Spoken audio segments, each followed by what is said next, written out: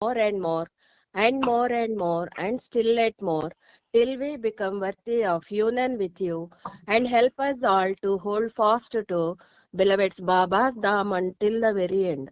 Avatar Meher Baba ki jai. Jai. Avatar Meher బాబాకి జై.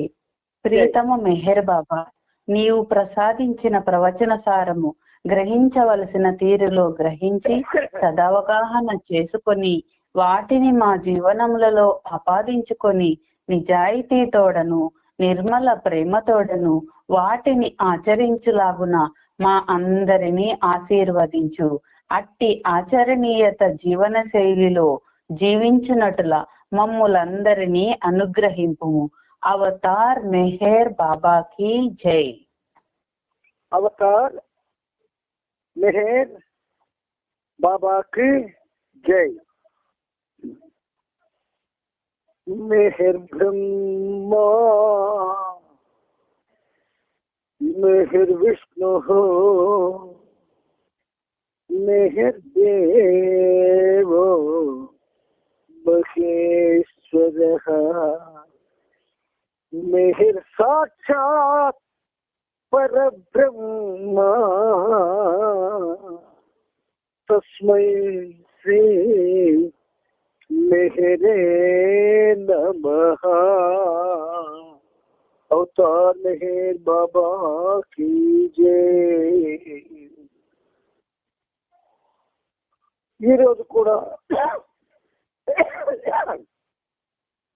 మన ప్రీతముడు ఆయనతో ఆజీవనాన్ని సాగించే సదవకాశాన్ని మహద్భాగ్యాన్ని మనందరికీ కలుగు చేశారు. అందుచేత ఆ సర్వోన్నతుడికి, ఆ సర్వేశ్వరునికి మనందరి తరపున, ప్రపంచ భక్త కోటి తరపున 1,000,000 కోటి పాదాభివందనాలను సమర్పించుకుంటూ ఇందులో భాగంగా మనందరూ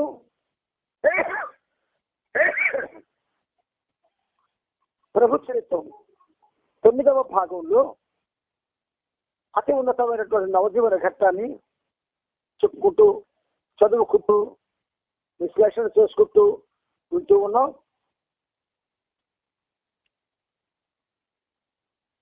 అందుచేత ఆ నవజీవన ఘట్టంలో ఈ రోజు వరకు మనం 3832వ పేజీ వరకు లాస్ట్ పేరా తప్ప మిగతాదంతా చెప్పుకున్నాం. ఇప్పుడు ఆ లాస్ట్ పేరా ప్రారంభిస్తూ ముందుకు ప్రయాణం చేయడానికి ప్రయత్నం చేద్దాం. ఆ ముందు పేరాలో ఆఖరి వాక్యం అలోబ, బైజుల్, మురళి, నీరు, పెండు, సదాశివు, విష్ణు వీరంతా ఒక్కొక్కరు 1 గంట సమయం చొప్పున స్త్రీలుండే ప్రదేశంలో కాపలా నిర్వహించాలి అని బాబా వాళ్ళకు ఒక సూచన చేశారు. ఇప్పుడు మనం కొంచెం ముందుకు వెళ్ళడానికి ప్రయత్నం చేద్దాం. ఆ రోజు సాయంత్రం కేకి నాలావాల, ఎల్కా మిస్త్రీ, బర్జోర్ చాచా బాబాను కలవడానికి వచ్చారు. వారితో బాబా, నేను ఇంతకుముందు తోడి సింగ్, హర్ జీవన్ లాల్,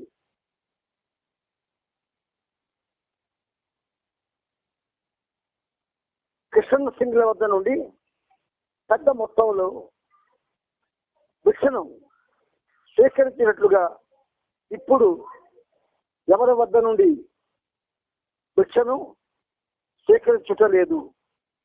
ఈ విధంగా భిక్ష తీసుకోవడం ద్వారా పాత జీవితం నవజీవనముల నడుమ రాజీకి వచ్చినట్లుగా ఉంటుంది.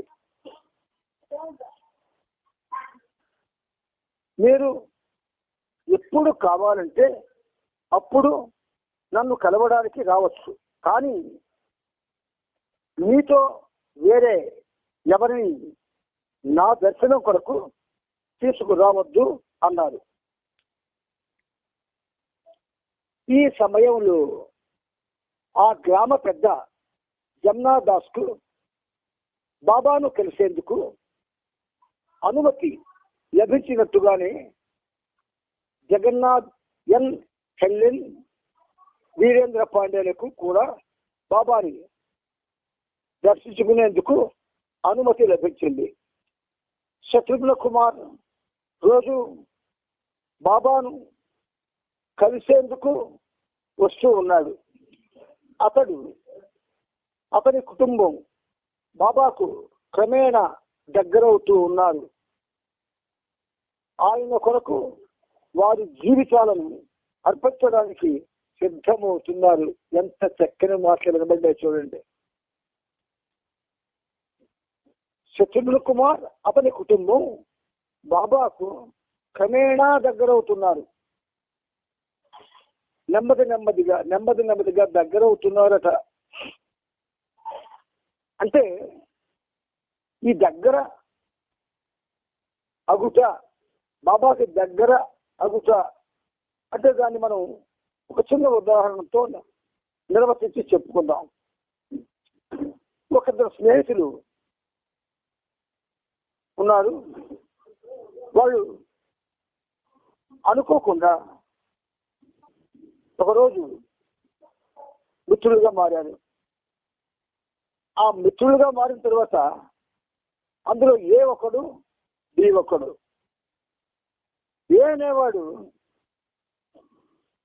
మిత్రుడుగా బీని చేసుకున్న తర్వాత బి ఇంటికి వెళ్తూ ఉండడం, వాళ్ళ ఫ్యామిలీతో మాట్లాడుతూ ఉండడం, వాళ్ళ పిల్లలతో ఆనందించడం, ఇలాగా స్నేహం ప్రారంభమైన దగ్గర నుంచి ఆ ఇంటితో, ఆ ఇంట్లో మనుషులతో సంబంధం పెట్టుకున్నాడు ఏ అనేవాడు. కానీ బి అలాంటి పెట్టుకోలేదు. ఆయన ఎలాగో వస్తున్నాడు కదా, నేనెందుకు వెళ్ళడం అని ఇప్పుడు చక్కగా వాళ్ళ ఇంట్లోనే ఉంటూ వాళ్ళకి తింటూ ఆరోగ్యాన్ని కాపాడుకుంటూ ఏ బాధగా బంది లేకుండా హ్యాపీగా ఉన్నాడు. ఇప్పుడు ఏమైంది, ఏ యొక్క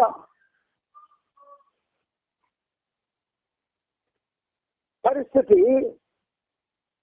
కేవలం అంటే బి పరిస్థితి కేవలం టచ్ మీ నాట్ పాలసీ అయిపోయింది. కానీ బి ఫ్యామిలీ ఏ తరచూ వస్తుండడం వల్ల ఏకి చాలా దగ్గరయ్యారు కుటుంబ సభ్యులందరూ, పిల్లలతో సహా. చివరికి వాళ్ళ ఇంట్లో నౌకరికి కూడా దగ్గరైపోయాడు. వాళ్ళు ఏ సలహాలు సంప్రదింపులు యజమానితో అంటే వీతో కాకుండా ఆయనతో ఏతోనే అన్ని విషయాలు మాట్లాడుతూ మంచి చెడ్డలు చెప్పుకుంటూ ప్రేమగా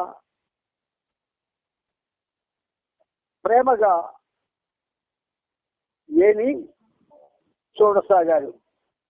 ఒక్కొక్కసారి ఇంటికి వెళ్తే బి ఇంట్లో వాళ్ళందరూ ఏతో చాలా కలుపుగోలుగా ప్రేమపూర్వకంగా ఉండడం ఆ యజమాని చూసి సహించలేకపోయాడు. అరే, నేను యజమాని ఇంటికి నాకు ఇవ్వని గౌరవం ఆయనకిస్తూ ఆయనకే మంచి చెడ్డలు చెప్పుకుంటూ ఆయనతో ఎక్కువ దగ్గర అయ్యేటి అని ఒకసారి ఆ భార్యని అడుగుతాడు ఆ బి యజమాని. భార్య అంటుంది, మీరు భర్తే కానీ అదేదో డిగ్నిఫైడ్ పోస్ట్ అనుకొని మాతో సంబంధం లేకుండా, మాతో సరదాగా ఉండకుండా, మా మంచి చెడ్డలు విచారించకుండా, ఒక సలహా అడుగుదామన్న అవకాశం ఇవ్వకుండా మీకు మీరు జీవిస్తున్నారంటే తొమ్ములో ఉంటూ అంచేతనే ఆయన ప్రేమ, ఆయన మాతో సంచరించే తీరు, ఇదంతా నాకు చాలా నచ్చింది. అంతే మేముందా ఆయన దగ్గరగా ఉన్నాం, మీకు ఇష్టమైతే అంటూ ఏదో అనుభవింది ఆగిపోయి ఎందుకులేండి మీరు మరి ఈ విషయంలో నన్ను అడగబెలుస్తుంది ఏమిటి స్నేహితురావడం ఏబి అవ్వడం ఏంటి, ఈ ఫ్యామిలీ ఏకి అత్యంత ప్రాధాన్యత ఇవ్వడం ఏమిటి? ప్రేమ వలన, ప్రేమగా మాట్లాడడం వలన, చదువుగా ఉండడం వలన, ప్రతిదీ తెలుసుకుంటూ దానికి తగిన సలహా ఇస్తూ ఉండడం వలన, వాళ్ళ మంచి చెడులు విచారిస్తూ దానికి తగిన సహాయం చేస్తూ ఉండడం వలన, సొంత హాయిగా వెళ్తూ ఉన్నట్టుగా ఆయన సంచరిస్తూ ఉన్నందు వలన ఒక్కసారి బాబా ప్రేమికులు బాబాతో ఎన్నాళ్ళ నుంచి ఉన్నారు ఒకసారి జ్ఞాపకం తెచ్చుకోండి. మరి ఆయనకి శత్రుఘ్న కుమార్ కుటుంబంలాగా క్రమేణా దగ్గరవుతున్నాము మనం. ఎవరైనా ఎప్పుడైనా కూర్చొని సావధానంగా ఆలోచించారా? మనం ఆలోచించుకోలేదు. బాబాకి దగ్గర అవుతున్నామా లేదా? నేను కక్షాత్గా మీకు ప్రతి విషయం చెప్తున్నారు బాబా నా ద్వారా. బాబాకి దగ్గర అవుతున్నామా, భౌతికానికి దగ్గర అవుతున్నామా? బాబాతో ఉంటున్నామా, భౌతికమైన అవస్థలతో, భౌతికమైనటువంటి స్నేహాలతో, భౌతికమైనటువంటి సరదాతో ఉంటున్నామా? మనం భౌతికంగా జీవిస్తే మనం ఆయన మనల్ని పట్టించుకోడు. గుర్తుంచుకోండి, శత్రుఘ్న కుమార్ ఫ్యామిలీ ఎంత దగ్గర అయ్యారంటే బాబాకి దగ్గర అవుతున్నారు. ఆయన కొరకు వారి జీవితాలను అర్పించడానికి సిద్ధమవుతున్నారు. ఇది రాసింది బాబు కల్సుని. మనకు వచ్చి ఇలాంటి పుస్తకాలు చదివినప్పుడు, అర్థం అవుతూ ఉన్నప్పుడు, ఆ అర్థం అవుతూ ఉన్నా మాకెందుకు, మా ఆనందాలు మా సరదాల్లోనే ఇలాగే ఉంటాము అన్న వాళ్ళని బాబా ఏ విధంగా కూడా ఆక్షేపించరు, వద్దనరు. తనతోనే ఉండమని చెప్పరు, తన కోసం ఆలోచించమని చెప్పరు. నీ బాధను గొప్పడు అని విడిచిపెట్టేస్తారు. అయితే కర్మానుసారం మనకి మంచి కానీ చెడ్డ కానీ జరుగుతూ ఉంటుంది. అలా జరిగినప్పుడు అది బాబాకి ఆపాదిస్తున్నాం. బాబా ఇలా చేశారు, బాబా అలా చేశారు అని మనం చెప్పుకుంటూ ఉంటాం. కానీ బాబా చెప్పిన ఇన్స్ట్రక్షన్ జ్ఞాపకంచుకోండి, మెసేజ్ జ్ఞాపకంచుకోండి. మీరు నన్ను ప్రేమిస్తే మీ కర్మబద్ధమైనటువంటి జీవితంతో నాకు సంబంధం లేదు. ఆ జీవనంలో నేను ప్రవేశించను, దాన్ని ఏ విషయంలో కూడా నేను పట్టించుకోనన్నాడు ఆయన. అయితే కీ మన చేతిలో పెట్టి మన చేతికి ఇచ్చాడు చాలా చెవి. అందుచేత శత్రుఘ్న కుమారు సుభద్ర వాళ్ళు కీని బాబా చేతికి ఇచ్చారు. అంతే తేడా. శత్రుఘ్న కుమార్ అన్నింటినీ త్యజించి నవజీవనంలోనికి అడుగు పెట్టాలని ఆతృతగా ఉన్నాడు. కానీ అతను ఇంకా చేయవలసిన పనులు చాలా ఉన్నాయని మరికొంతకాలం వేచి ఉండమని బాబా ఆదేశించాడు. 3833వ పేజీలో మొదటి నుంచి రెండవ పేర చదువుకోండి. ఎందుకండి మనం ఏం జీవిస్తున్నామండి, ఏం అనుభవిస్తున్నామండి, ఏం ఆనందిస్తున్నామండి, ఏం పొందిస్తున్నామండి? ఒక మంచి మిత్రుడు మన ఇంటికి వచ్చి మనతో కూర్చొని ఒక గంట మాట్లాడితే ఎంతో ఆనందం అనుభవిస్తాం మనం. ఆయన వస్తారండి ఇంటికి, చాలా ఆనందంగా మాట్లాడతారండి, ప్రేమగా మాట్లాడతారండి, ఏదైనా సహాయం చేయమంటే చేస్తారండి, ఏమి నవ్వుకొని ఉంటారండి, ఇలా చెప్పుకుంటారు అటువంటి స్నేహితుడి గురించి. మరి బాబా సాక్షాత్తు శ్రీ మహావిష్ణువు. ఆయనతో మనం సంబంధం పెట్టుకొని కూడా సంబంధం లేనట్టుగా మనం ఆయనతో వ్యవహరిస్తూ ఉంటే ఎలాగైనా దొరుకుతాడు? అందుచేత శత్రుఘ్న కుమార్ అన్నింటినీ త్యజించి నవజీవనంలోనికి అడుగు పెట్టాలని ఆతృతగా ఉన్నాడు. కానీ అతను ఇంకా చేయవలసిన పనులు చాలా ఉన్నాయని, మరికొంతకాలం వేచి ఉండమని బాబా ఆదేశించారు. ఢిల్లీలో ఉంటున్న కిషన్ సింగ్ జనవరి 22వ తేదీన శ్రీమతి ప్రకాశ్వతి శర్మ యొక్క తల్లి గారు మరియు అతని కుమారుడు మదన్ ద్వారా నవజీవన సహచరులకు చాలా వస్తువులు ప్రమించారు. వాటిలో బాబా దుప్పట్లు, తువ్వాళ్ళు వంటి కొన్నింటిని ఉంచి క్షౌరానికి వాడే మిగిలిన వస్తువులను విష్ణువాచిని తిరిగి పంపించేశారు. ఇక వస్తువులేమీ పంపవద్దని కిషన్ సింగ్ కి బాబా ఆదేశించారు. ఢిల్లీకి చెందిన మిస్టర్ వాసుదేవ్ కైన్ కూడా బాబా శాస్త్రుల కొరకు వస్తువులను తీసుకువద్దామనుకున్నాడు. కానీ బాబా జనవరి 25 తరువాత అత్యవసరమైన వస్తువులు మినహా వేరే ఏ వస్తువులను స్వీకరించరాదనే నిర్ణయం తీసుకున్నందున కైన్ నుండి భిక్షను స్వీకరించలేదు. కానీ అతని భక్తి తత్పరతను, ప్రగాఢమైన అతని ప్రేమను పరిగణిస్తూ చివరకు అతని అభ్యర్థనను మన్నించారు.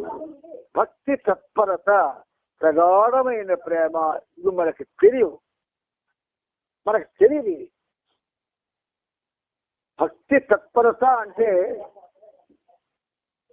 పూర్తిగా భగవంతునితో మమేకం కావడం.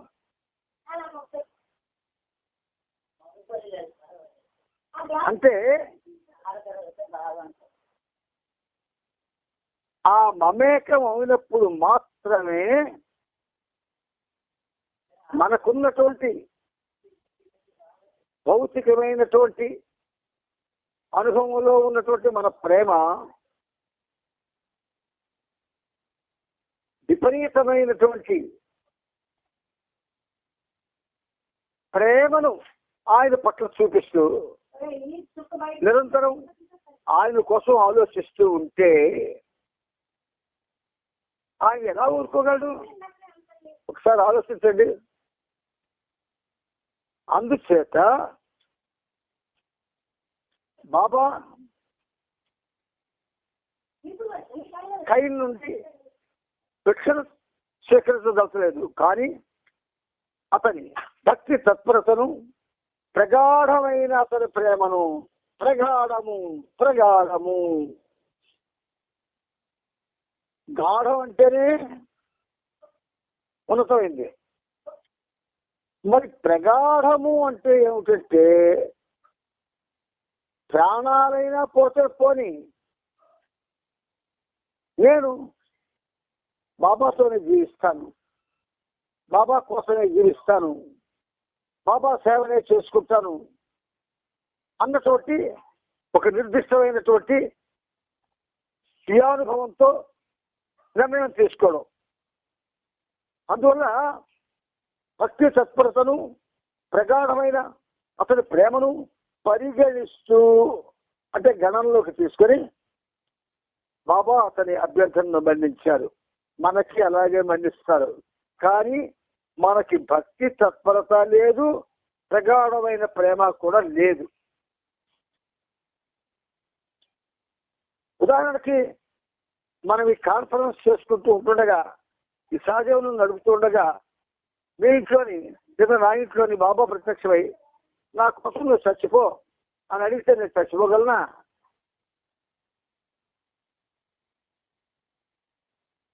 ఈ క్షణాన్ని చచ్చిపో నా కోసం, నేను నీకు మోక్షం వస్తాను అన్నాడు అనుకోండి, అందుకు సిద్ధంగా ఎవరున్నారు చెప్పండి?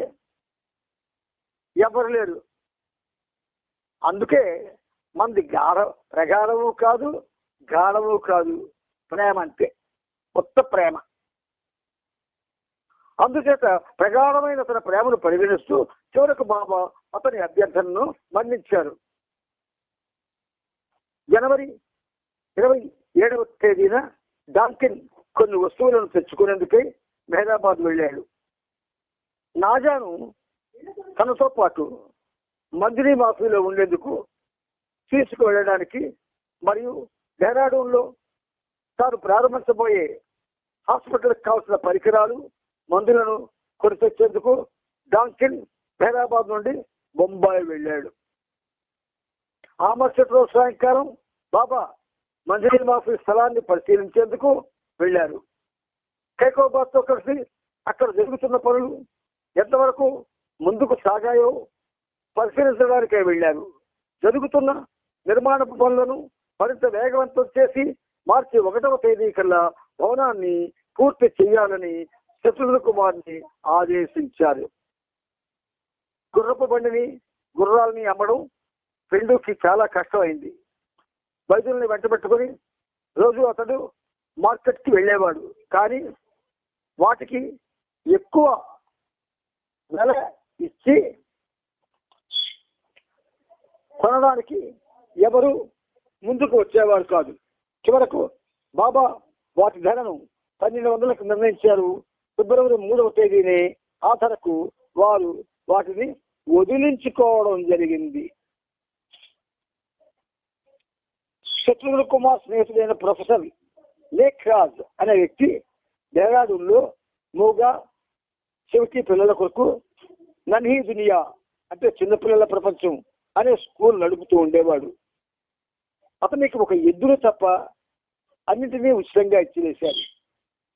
అతడు చేస్తున్న సేవను మెచ్చుకొని బాబా అమాయకులైన పిల్లలకు నువ్వు చేస్తున్న సేవ భగవంతుని దృష్టిలో అతి ఉన్నతమైనది.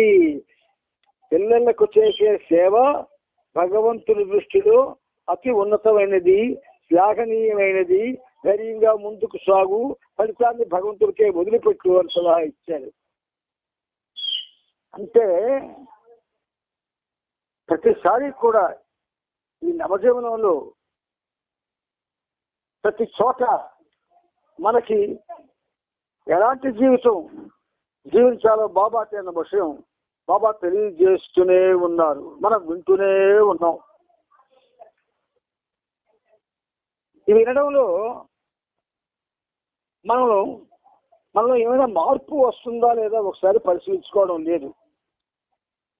అందుచేత ఇంకా నవజీవనం శాస్త్రాలతో మిగిలినవి రాజా అనబడే ఒక ఎద్దు. 4వ తేదీ ఉదయం అల్పాహారం తరువాత బాబా తన సహచరులకు 3వ ప్రణాళికకు సంబంధించిన తలెత్తే మూడ్స్ అంటే మనోవైఖరులు, సందేహాలు, అనుమానాల గురించి ఇలా వివరించారు. 1 భౌతిక అనారోగ్యము, నిద్ర లేకపోవడం, ఆకలి, దాహం మొదలగునవి సహజంగానే మానసిక నిరాశను మరియు నిస్పృహను కలిగిస్తాయనేది ఎవరు కాదనలేదు. ఆ కారణంగా ఏర్పడిన పరిస్థితి వలన వ్యక్తి యొక్క మనోవైఖరి భగ్నమైన లేదా నిబ్బరాన్ని కోల్పోయినా అది తప్పుగా పరిగణించబడదు. కానీ కష్టాలను భరించవలసి రావడం వలన అతి క్లిష్టమైన పరిస్థితులను ఎదుర్కొని నిలబడడం వలన అలా కోపమును మరియు చికాకును ప్రదర్శించినట్లయితే దాన్ని మాత్రం తప్పనిసరిగా నవజీవనం నియమాల ఉల్లంఘనగానే పరిగణించబడుతుంది. అటువంటి తప్పు మన్నించబడదు.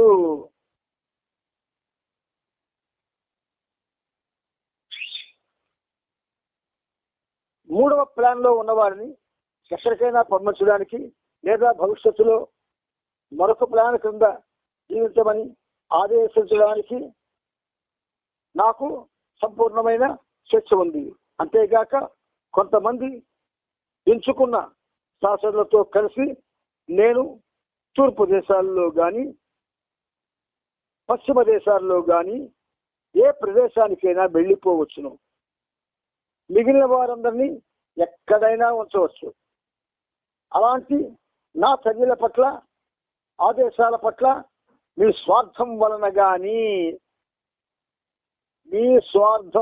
కానీ దోషపూరితమైన ఆలోచనల కారణంగాను మీకు మీ మనసులో సందేహాలు వచ్చినట్లయితే మీరు అవిధేయులుగా పరిగణింపబడతారు నాడు నేడు కూడా. స్వార్థం, మనకి ఎంత స్వార్థం అంటే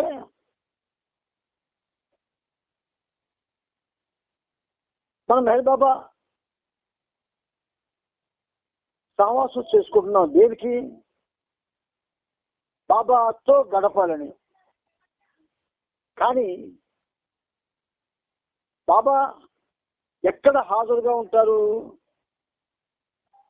మన సహవాసుల్లోనా, సెంటర్లో మనం చెప్పే ఆ ప్రదేశంలోనా, మన ఇంట్లో చేసే మన ఇంటిలోనా? ఎక్కడ హాజరుగా ఉంటారు బాబా? ఎక్కడైతే ఏ హృదయం అయితే తన కోసం పరితపిస్తూ ఆరాట పడుతుందో అక్కడ ఉంటారు ఆయన. కృష్ణావతారంలో ఈ విషయాన్ని అనేక సార్లు రుజువు చేశాడు ఆయన. కృష్ణ అనగానే ఆ పాండవుల్లో ద్రౌపదితో సహా కృష్ణ అనగానే హాజరుగా ఉండేవాడు అక్కడ. ఏది అనండి బాబా అని మన ఇంట్లో వాళ్ళే మనకు పలకదు, అమ్మా అని పిల్లలు పిలిచినా పలకదు, నానా అని కొడుకు పిలిచినా పలకదు. మన పిలుపులో ప్రేమ కన్నా డ్రామా ఎక్కువ. నటిస్తున్నాం, మనం ప్రేమని నటిస్తున్నాం. కౌరవులు 101 మంది అంటే నటించారు. ప్రపంచంలో ఉన్నటువంటి వాగ్గేయకారులు తప్ప మిగతా ఆధ్యాత్మికంగా పెద్ద పేరు వచ్చిన వారు కూడా నటిస్తూనే ఉన్నారు ఇప్పటికీ. నటన ఉన్న చోట బాబా ఉన్నాడు, ఎట్టి పరిస్థితుల్లో ఉండడు. నీ ఇంట్లో నిలువెత్తు ఫోటో తెచ్చుకోవచ్చు, అక్కడ బాబా ఉండడు. ప్రేమలో స్వచ్ఛత కావాలి, ఆరాటంలో ఆతృత కావాలి, ఆయనకి చెప్పడంలో నిజాయితీ కావాలి, ఆయన్ని ప్రేమించడంలో తీవ్రమైన తపన ఉండాలి. ఇవన్నీ కావాలి, అక్కడ హాజరుగా ఉంటాడు. అందుచేత నీ మనసులో స్వార్థం వల్ల కానీ దోషపూరితమైన ఆలోచనల కారణంగాను మీకు మీ మనసులో సందేహాలు వచ్చినట్లయితే మీరు అవిధేయులుగా పరిగణించబడతారు. 3వ ప్లాన్ కింద గడిపే నవజీవనము అనగా నా దైనందిన ఆదేశములకు మరియు నవజీవనం యొక్క మూల నియమాలకు సంపూర్ణమైన మరియు తిరుగులేని విధేయత. అటువంటి విధేయతతో పోల్చి చూసినప్పుడు నాతో భౌతికంగా సహజీవనం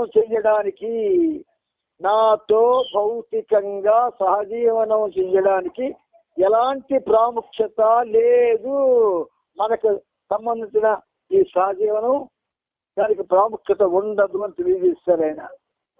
మనం కానీ స్వార్థం వల్ల కానీ దోషపూరితమైన ఆలోచనల కారణంగా మనసులో సందేహాలు వచ్చినా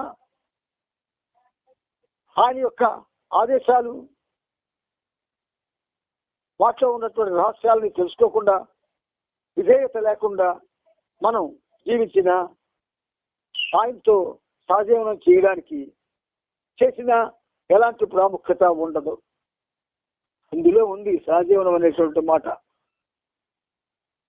బాబా 3835వ పేజీలో బాబా తన శాస్త్రులతో మీ నిర్ణయాన్ని గురించి బాగా ఆలోచించుకోండి అన్నారు. అందరూ హృదయపూర్వకంగా 3వ ప్రణాళికని అంటిపెట్టుకుని ఉంటామని ధృవీకరించారు. హరిద్వార్లో జరగబోయే మహాకుంభమేళాలో పాల్గొనాలని బాబా సిద్ధమవుతున్నారు. ఫిబ్రవరి నెల ప్రారంభంలో ఆయన జమునాదాసుని సంప్రదిస్తూ హరిద్వార్కు కొద్ది మైళ్ళ దూరంలో ఉన్న తాము మార్చి ఏప్రిల్ నెలల్లో ఉండేందుకు వీలుగా ఒక బంగళాను వెతకమని చెప్పారు. బాబా అడిగిన వెంటనే ఆ మహంత్ హరిద్వార్కు 4 మైళ్ళ దూరంలో ఉన్న మోతీచూర్ అనే ప్రదేశం బాగుంటుందని సూచించారు మహంత్ అంటే గ్రామాధికారి. మర్నాడు డెహ్రాడూన్ జిల్లా సమాచార వ్యవస్థ అధికారి అంటే public relation officer Virendra Pandey Baba కొరకు ఒక బంగళాను ఏర్పాటు చేయగలనని చెప్పాడు. 2 నెలల అద్దెను చెల్లిస్తానని బాబా అతనితో చెప్పాడు. అద్దె చెల్లించవలసిన అవసరం లేదని వీరేంద్ర పాండే చెప్పగా, నవజీవనంలో నేను ఎవరి వద్ద నుండైనా ఆర్థిక సహాయం స్వీకరించి ఆ భారాన్ని భరించదలుచుకోలేదు అని బాబా స్పష్టం చేశారు. అతని స్నేహితుల్లో ఒకరిదైన ఆ బంగళాను చూపించేందుకు ఫిబ్రవరి 5వ తేదీన ఆదివారం నాడు వీరేంద్ర పాండే అక్కడకు 35 మైళ్ళ దూరంలో ఉన్న మోతీచూర్ అనే గ్రామానికి ఏరిచిని తీసుకువెళ్ళాడు. ఆ బంగ్లాను మార్చి ఏప్రిల్ నెలలో వాడుకునేందుకు బంగ్లా యజమాని అంగీకరించాడు. అయితే బాబా నుండి అద్దెను స్వీకరించేందుకు ఎంత మాత్రము అంగీకరించలేదు. అందువల్ల ఆ పాత బంగ్లాకు అవసరమైన మరమ్మతులు చేయించేందుకు బాబా అతనికి 400 అందజేశారు. అదే రోజున బాబా వైద్యుల్ని రిషికేశ్, హరిద్వార్ పరిసర ప్రాంతాల్లో ఉన్న మస్తులు, సంతులు, సాధువులు, మహాత్ముల వివరాలు స్వీకరించమని, వారు నివాసం ఉండే ప్రాంతాలను గుర్తించమని పంపించారు.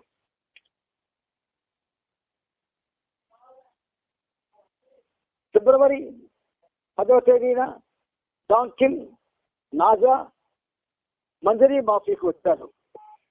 నాజా అక్కడున్న 4 స్త్రీ సహచరులతో ఆనందంగా చేరిపోయింది. కానీ ఆమె వారితో పాత జీవితపు సంగతులు కానీ, బొంబాయి విషయాలు కానీ ఎంత మాత్రం మాట్లాడరాదని ఆమెకు బాబా ఖచ్చితమైన ఆదేశాన్ని ఇచ్చారు.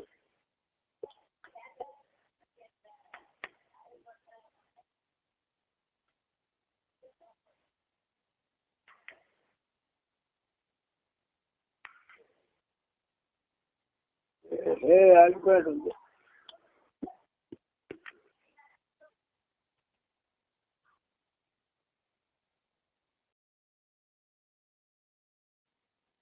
నాజా అక్కడున్న 4 స్త్రీ సహచరులతో ఆనందంగా చేరిపోయింది. కానీ ఆమె వారితో పాత జీవితపు సంగతులు కానీ, బొంబాయిలోని విషయాలు కానీ ఎంత మాత్రం మాట్లాడరాదని ఆమెకు బాబా ఖచ్చితమైన ఆదేశాలు ఇచ్చారు. నవజీవనంలో అడుగు పెట్టక ముందే ఎలిజబెత్ ప్యాటర్సన్తో తాను ఒక ఒప్పందం చేసుకున్నట్లు ఫిబ్రవరి 4వ తేదీన బాబా తన అనుచరులకు వెల్లడించారు. బాబా కార్యక్రమ నిర్వహణకు ఎలిజబెత్ కొంత డబ్బును సమర్పించింది. దానికి బదులుగా బాబా తాను పశ్చిమ దేశ పర్యటనకు వస్తానని ఎలిజబెత్ కు మాట ఇచ్చారు. తాను విధించిన షరతులను ఎలిజబెత్ అంగీకరిస్తేనే తన పర్యటన ఉంటుందని చెప్పారు. ఆ షరతులు ఏమిటి? తాను అవలంబించే నవజీవనానికి ఆటంకం కలిగించకూడదు. 2, బాబాకు ఆయన సహచరులకు రాను పోను ప్రయాణపు ఛార్జీలతో పాటు వారు విదేశాల్లో ఉన్నప్పుడు వారి నిర్వహణ ఖర్చులు కూడా భరించాలి. ఈ విషయం చెప్పి నేను తూర్పు దేశంలో ఉన్నా లేక పశ్చిమ దేశాల్లో ఉన్నా దానితో సంబంధం లేకుండా నవజీవనం మాత్రం నిరంతరంగా కొనసాగాలి అని బాబా వ్యాఖ్యానించారు. కానీ నవజీవనం ప్రారంభంలో జారీ చేసిన సర్క్యులర్ను అనుసరించి గత 3 నెలలుగా ఎలిజబెత్ లొరీనాల నుండి ఎటువంటి ఉత్తరాలు కానీ టెలిగ్రాములు కానీ రాలేదు. డాంకిన్ తిరిగి వచ్చిన తరువాత ఎలిజబెత్ కు ఒక ఉత్తరం రాయమని బాబా చెప్పారు. బాబా ఇచ్చిన మాట ప్రకారం ఆమె ఎప్పుడు ఆహ్వానిస్తే అప్పుడు అమెరికాకు వస్తానని 1950 జూలై నెలలో రావడానికి ఏర్పాటు చేయగలదేమో తెలియజేయవలసినదిగా ఆ ఉత్తరంలో రాయించారు. తనను ఆహ్వానించే సమయాన్ని, ఏ సంవత్సరం, ఏ నెలలో అన్న వివరాలను సూచిస్తూ తక్షణమే తనకు తెలియజేయవలసిందిగా బాబా ఎలిజబెత్ కు రాయించారు. ఆమె సూచించిన సమయాన్ని బట్టి తాను భవిష్యత్తులో నిర్వహించే కార్యక్రమాన్ని తయారు చేయడం జరుగుతుందని తెలియజేశారు. అలాగే అమెరికా పర్యటనలో కూడా బాబా నవజీవనాన్ని కొనసాగిస్తారని ముఖ్యమైన విషయాన్ని ఎలిజబెత్ కు తెలియజేయమన్నారు. అనగా బాబా గురువుని గాని మిగిలిన వారు శిష్యులని గాని భేదం ఉండదు. అలానే ఆశీర్వదించడం, అనుగ్రహించడం, స్వాగత కార్యక్రమాలు, సమావేశాలు ఉండవు అని బాబా సూచించి ఈ షరతులపై ఎలిజబెత్ ఆహ్వానిస్తుందో లేదో చూద్దాం అన్నారు. హిమాలయ పర్వత శ్రేణులకు దగ్గరలో ఉండే పట్టణాలలో ఒకటైన డెహ్రాడూన్ చలికాలం తీవ్రంగా ఉంటుంది.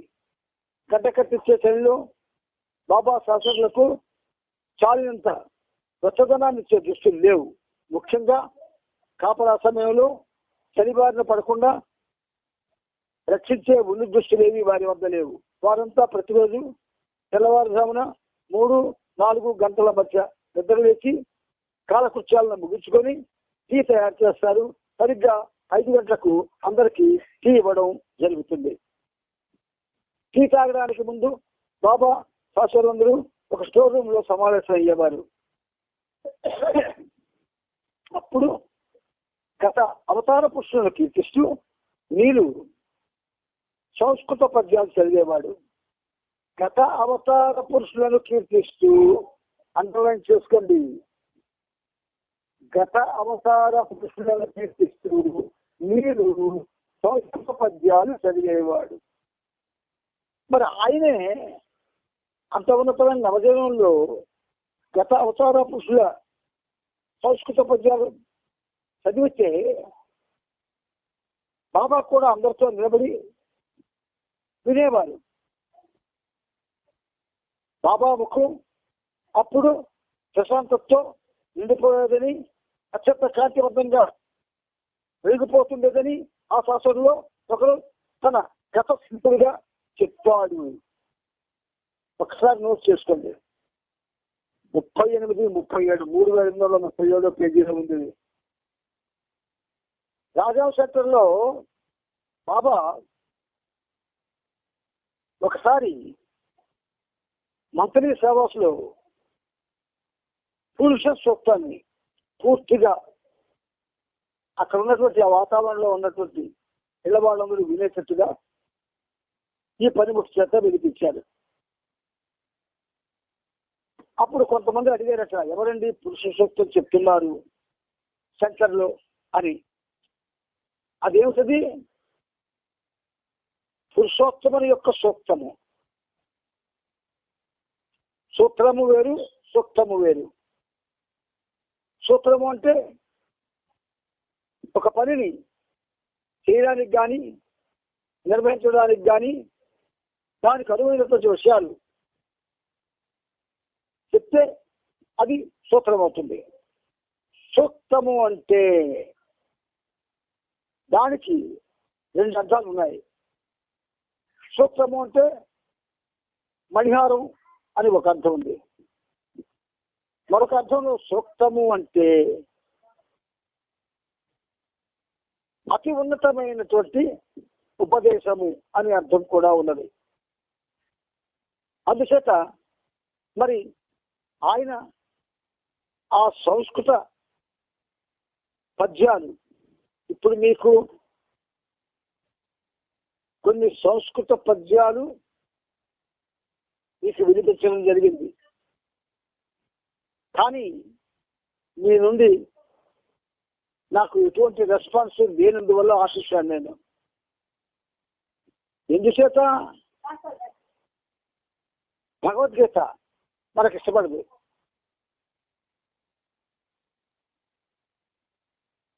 కానీ పాటలు ఇష్టపడతాయి. భాగవతం ఇష్టపడదు, కానీ పాటలు ఇష్టపడతాయి. సంస్కృతంలో కొన్ని వందల వేల ఆధ్యాత్మిక సత్యాలు అనేక పుస్తకాల్లో మనకు అందజేయబడ్డాయి. అవి బాబా చదివించేవారు, వినేవారు, ఆ చదివిన వాళ్ళకి ఆశీర్వదించేవారు. అయితే ఇప్పుడు మనకి ఎందుకండి, మన బాబా ఉన్నారు కదండి, ఆయనతో ఉంటున్నాం కదండి, చాలండి, మనం ఇంకేం చెయ్యక్కర్లేదు అని ఒక సంతృప్తికరమైనటువంటి మాటలు మనం మాట్లాడుకుంటాం. ఏం చేస్తున్నాం బాబా కోసం? బాబా కోసం మనం ఏ త్యాగాలు చేశాం? మనలో అరిషడ్ వర్గం ఉంది. ఆ అరిషడ్ వర్గంలో ఒక్కటైనా బాబాకి ఆచరించి సంతోషపెట్టగలిగామా? లేదే. పోని ఆయన ప్రేమకి, విధేయతకి, సమర్పణకి అత్యున్నతమైన స్థానం ఇచ్చాడు. బాబాని ప్రేమించగలిగామా? ప్రేమించవలసిన విధంగా లేదు. Make me as your constant companion అన్నాడు. నన్ను మీ శాశ్వత సిలికానిగా చేసుకోండి అన్నాడు. చేసుకున్నావా? మనకి బయట లోపల కూడా చాలా మంది స్నేహితులు ఉన్నారు, కానీ ఆయన లేడు. ఆ స్నేహితుల్లో ఆయన లేడు. దేవుడై ఉండి, సాక్షాత్తు శ్రీమన్నారాయణమూర్తి అయి ఉండి, నన్ను మీ శాశ్వత సిలికానిగా చేసుకోండి అని ఆయన మనకు చెప్పిన విషయం మన చెవికి ఇంకా ఇప్పటికెక్కలేదు.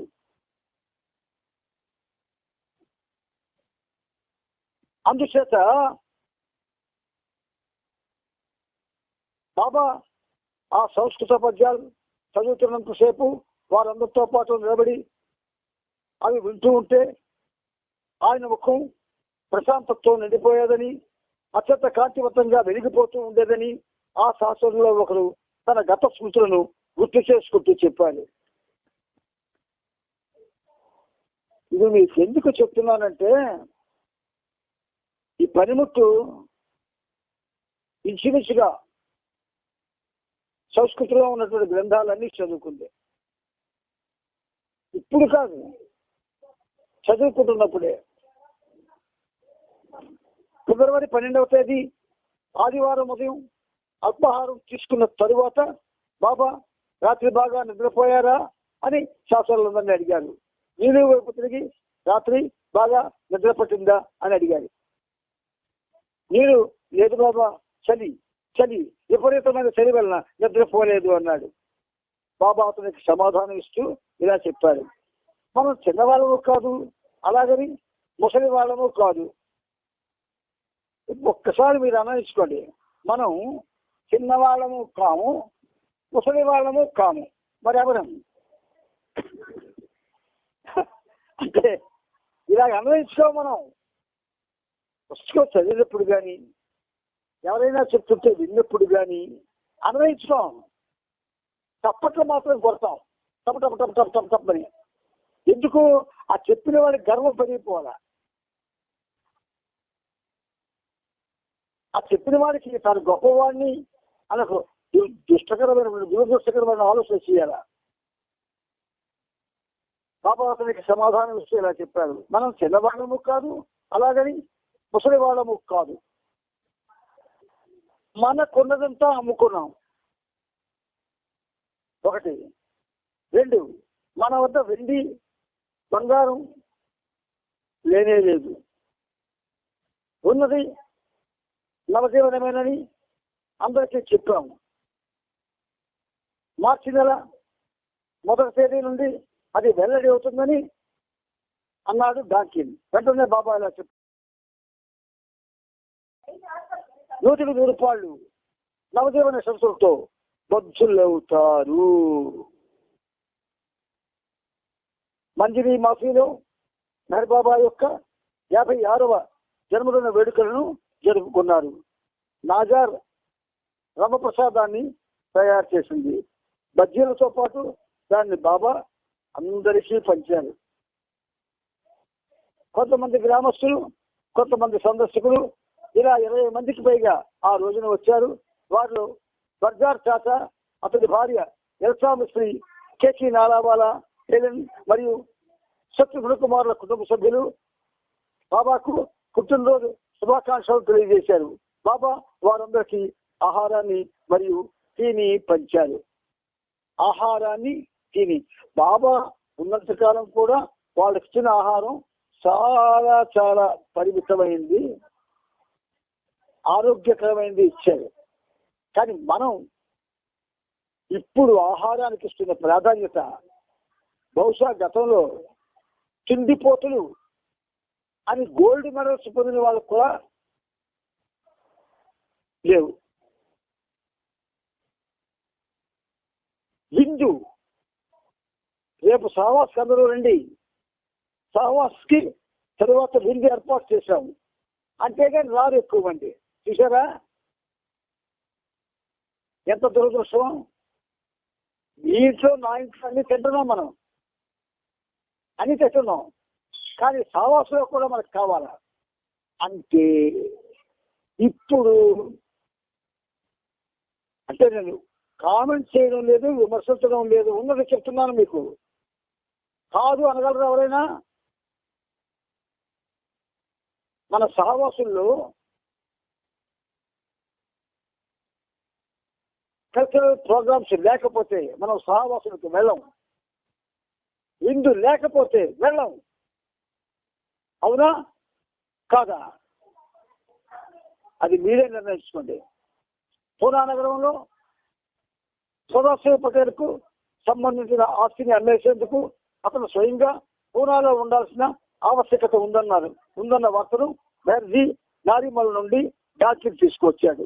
అందువలన బాబా ఫిబ్రవరి 13వ తేదీని సదాశివ పటేల్ను పూణే, బొంబాయి పంపించారు. 2 నెలల్లో మందిరి మాఫీకి తిరిగి రావాలని అతన్ని ఆదేశించారు. అదే రోజు డార్జిలింగ్ వైద్యశాలను ప్రారంభించేందుకు డెహ్రాడూన్ ప్రయాణం అయ్యాడు. అతను అక్కడి నుంచి వెళ్ళబోయే ముందు బాబా అతనికి ఒక స్నేహితుని వలె కరచాలనం చేశాడు. గతంలో బాబా తాను స్నానం చేయడానికి పవిత్ర గంగా జలాలను తీసుకురమ్మని సదాశివుని హరిద్వార్ పంపించారు. ప్రస్తుతం ఫిబ్రవరి 14వ తేదీన బైబిల్ని శత్రుఘ్న కుమార్కు సంబంధించిన 19 ఏళ్ల పరిచారకుడు సత్యపాల్ గంగారాంని తాజా గంగా జలాలను తీసుకురమ్మని ఋషికేశ్ పంపించారు. సదాశివ తెచ్చిన నదీ జలాల్లో మిగిలిపోయిన నీటిని బయలు తిరిగి నదిలో కలిపేయాల్సి వచ్చింది. వీలైతే 2 మేకపిల్లలను కొనమని వాళ్ళకు బాబా చెప్పాడు. ఫిబ్రవరి 15వ తేదీ బైదుల్ ఋషికేశ్ నుండి 2 పెద్ద డబ్బాల నిండుగా గంగా జలాలను తీసుకొచ్చాడు. ఒక డబ్బాలోని నీటితో ఆ మధ్యాహ్నం స్నానం చేశారు. 2వ డబ్బాలోని నీటిని మార్చి 1వ తేదీన స్నానం చేసేందుకు విడిగా దాచిపెట్టారు. బాబా ఇది ప్రాక్టికల్ అవతార్. ఒక్కసారి ఆలోచించండి. 1922 నుంచి విశ్వమానవ కార్యక్రమం ప్రారంభించిన దగ్గర నుంచి ఆయన ఒక పిడికిడి అన్నం తినలేదు, నిద్రపోలేదు, బాడీ పూర్తిగా సృష్టించిపోతున్నా నిద్రపోలేదు. ఆయన మన కోసం అహర్నిశం అనేకమైన కార్యక్రమాలని, ప్రణాళికలను రూపొందిస్తూ మన ఆధ్యాత్మిక ప్రగతి కోసం ఆయన తన జీవితాన్ని త్యాగం చేశారు. ఆయన తన శరీరాన్ని త్యాగం చేశారు. ఆయన మన కోసం ఇంకా చేస్తూనే ఉన్నారు. కానీ మనం ఏమీ చెయ్యకుండా, ఏమీ చేయడం లేదు. మనం కనీసం నామస్మరణ, ఆయన శబ్ద శిస్తుడి కదా నామస్మరణ చేస్తే, రోజుకు 1 గంట నామస్మరణ చేస్తే మనకి ఏమవుతుంది? ఎందుకు చెయ్యం నామస్మరణ? 1 గంట గాఢంగా ఆయన్ని సంతోషపెట్టేటువంటి పరిస్థితి ఏమైనా చేస్తున్నాం. మనం సంతోషపడే కార్యక్రమాలు, మనం ఆనందించుకునే కార్యక్రమాలు, మనకి సంతోషాన్ని కలిగించే కార్యక్రమాలు, మనకి ఇష్టమైన కార్యక్రమాలు, ఇవన్నీ చేస్తూ ఇవన్నీ బాబా కోసం చేస్తున్నామని బయటికి వెల్లడి చేస్తున్నాము. అందుకే మెహర్ బాబా ప్రేమికుల్లో ఆల్రెడీ 50% వెళ్ళిపోయారు. మొత్తం భారతదేశం మిగతా అన్ని దేశాల్లో ఉన్నటువంటి బాబా ప్రేమికుల్లో 50% వెళ్ళిపోయారు. 50%లో 25% ముసలి వాళ్ళు కాటికి కాళ్ళు తాపుకొని ఉన్నారు. ఇక మిగిలిన వాళ్ళు వాళ్ళకి సరదాలు, విందులు, వినోదాలు, డ్యాన్సులు, పాటలు ఇదే వీటితో గడుపుతున్నారు. ఇది నిజంగా ఆధ్యాత్మిక జీవనమేనా? మరి నవజీవనం అనేటటువంటి అత్యద్భుతమైన జీవనాన్ని మనకు బాబా ఆయన 24 మందితో సాధించి ఎన్నో కష్టాలకి నష్టాలకి ఓర్చి ఎన్నో బాధలకి తట్టుకొని ఇక్కడికి అన్నం తినకుండా ఒక్క క్షణం కూడా నిద్రపోకుండా ఆయన జీవనాన్ని అంత త్యాగం చేసేది మనమే త్యాగం చేస్తున్నాం. ఒకసారి ఆలోచించండి. కోపాలు తెచ్చుకోవద్దు, తాపాలు తెచ్చుకోవద్దు. ఒక్కసారి బాబా దగ్గరికి వెళ్ళి కూర్చొని, బాబా నీ ప్రేమికురాల్ని లేదా ప్రేమికుల్ని అయి దగ్గర నుంచి నేనేం చేసుకున్నాను, నేనెంత నీ కోసం అలమటిస్తున్నాను, నేనెంత నీ కోసం త్యాగం చేస్తున్నాను అంటే చాలా మంది ఒక మాట్లాడుతున్నారు, నేను చాలా డబ్బు ఇచ్చేవాడి అని. నాకు డబ్బు లేని ప్రేమ కావాలి అన్నాడు బాబా. ఆ మాటను పారిసాం మనం. డబ్బు లేని ప్రేమ కావాలి నాకు. డబ్బు ప్రసక్తి వచ్చింది కాబట్టి జోడాస్ నన్ను అన్వేషాడని చెప్పాడు ఆయన. ఇవన్నీ మన చెవుల్లో ఎందుకు తాక్కుంటున్నాయి? అందుచేత ప్రియమిత్రులారా, ఇప్పుడైనా కొంచెం చేరుకొని బాబా యొక్క ఆ ప్రేమ అనుభవించడానికి మనం సంపూర్ణంగా ఒక నిర్ణయం చేసుకోవాలి. అందుకే ఈ సహజీవనం. ఈ సహజీవనం చదివి కూడా నా ఇష్టం వచ్చినట్టే నేను ఉంటాను, ఇప్పుడు ఎలా జీవిస్తున్నానో అలాగే జీవిస్తాను అనేటటువంటి ధోరణి ఎవరికైనా ఉంటే అటువంటి వాళ్ళు మార్చుకోండి. ఆ మైండ్ని మార్చుకోండి. ఎప్పుడు ప్రపంచ ప్రళయం వస్తుందో తెలీదు, ఎప్పుడు నాశనం అయిపోతామో తెలీదు. ఆ నాశనం అయిపోయే సమయానికి స్టేజ్ మీద విచ్చుతూనో భోజనాలు చేస్తూనో ఉన్నాం అనుకోండి, జీవితం వ్యర్థం అయిపోతుంది. కాబట్టి ప్రియమిత్రులారా, ప్రేమతో చేసే ఈ సహజీవనం ఖచ్చితంగా మనకి ఓ చక్కని త్రోవ చూపించాలి. ఆ నూతన మార్గంలో మనం మిగిలినటువంటి ఈ జీవనం పునీతం కావాలి, ప్రక్షాళన కావాలి, ఆయన సన్నిధికి చేరాలి. అవతార్ మెహర్ బాబా की जय. अवतार मेहर बाबा की जय. अवतार मेहर बाबा की जय. जय बाबा. अवतार मेहर बाबा की जय. అవతార్ మెహర్ బాబాకి జై. అందరికీ జై బాబా.